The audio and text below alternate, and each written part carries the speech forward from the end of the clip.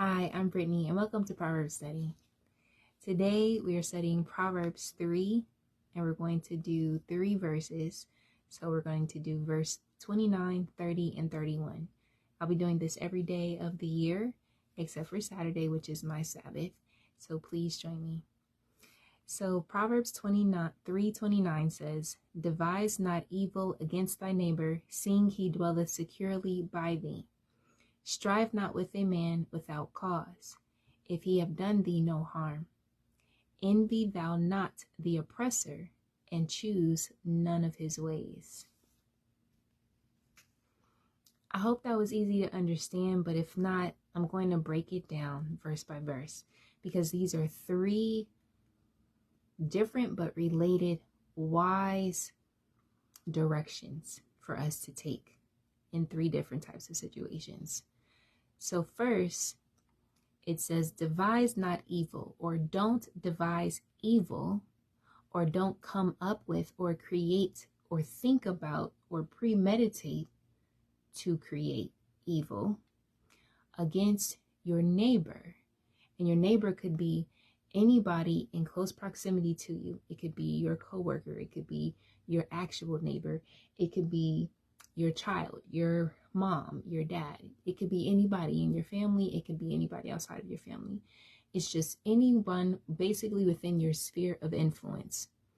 And it says, seeing he dwelleth securely by thee, or when you see that they attribute something to you that they either aspire to or they're attracted to, that makes them want to be near you or dwell securely in your space.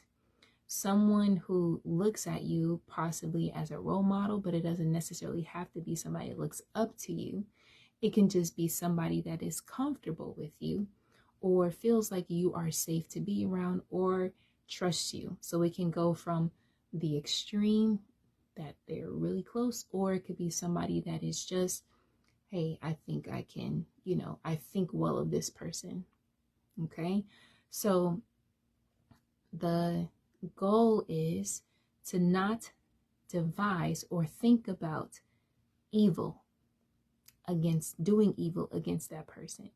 That word devise means to create something in a scheming type of way, to create a scheme or a plan that is evil against this person.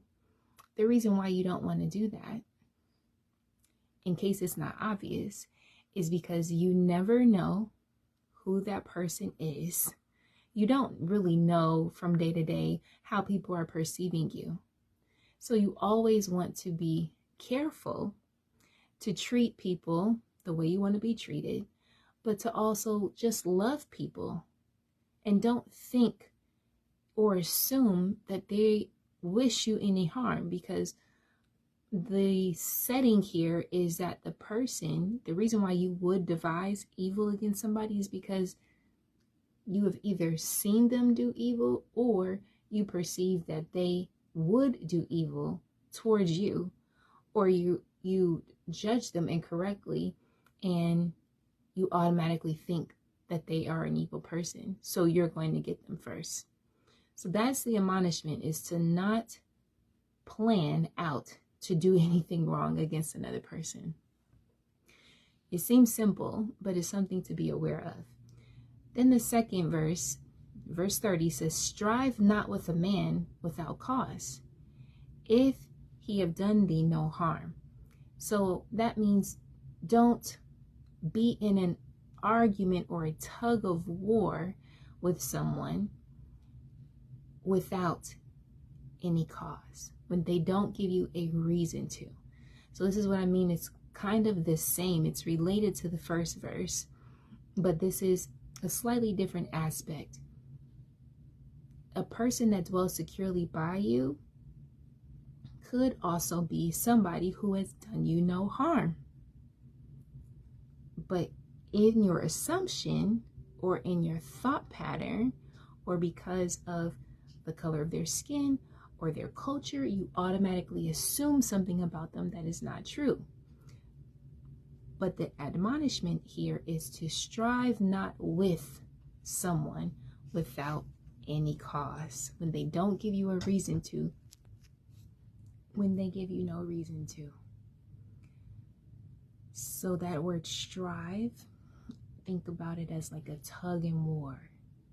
Like you have a problem with somebody and you say something that you know is a snide remark, or something that's slick out your mouth, or something that is going to cause somebody to question why you're talking to them in that tone, or you have some type of attitude, or you feel some type of way. Okay, just pick one. But it's a striving, whereas you're going back and forth with the person, but they haven't done you any harm. So it's like having an attitude for no reason. So when you see these things come up, you have to just cut yourself some slack, because it happens all the time. So don't really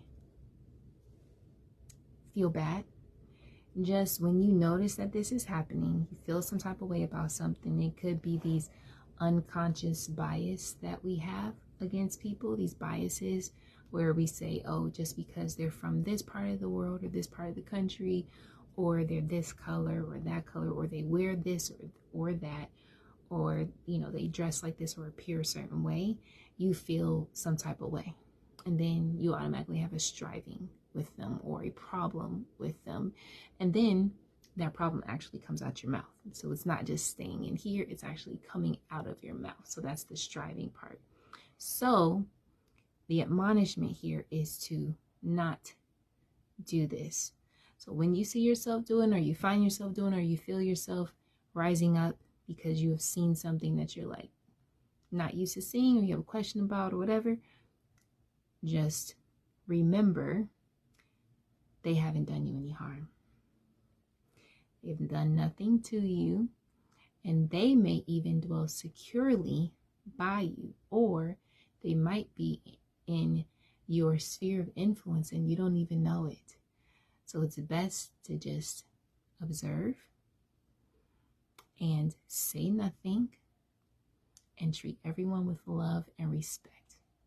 Be genuine in heart, and settle in your heart that you're going to be okay, that everybody is loved, everybody is a child of God, because they were all created by Him, and He loves all of us. I hope this helps.